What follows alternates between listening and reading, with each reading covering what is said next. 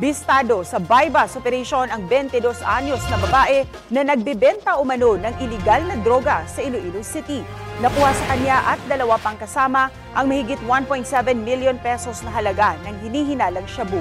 Anak daw ang babae ng isa sa mga pinakakilalang drug personality sa lungsod.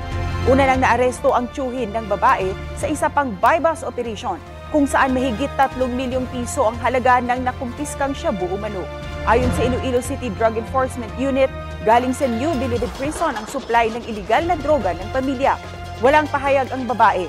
Habang umamin daw sa pulisya ang tiyuhin niya, nasangkot siya sa iligal na droga.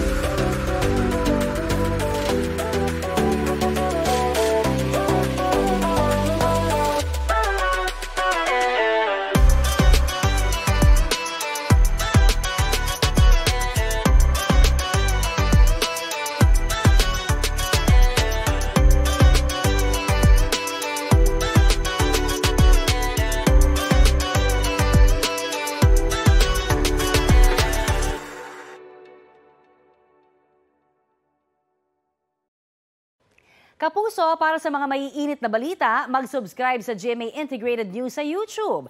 Sa mga kapuso naman abroad, subaybayan nyo kami sa GMA Pinoy TV at sa www.gmanews.tv.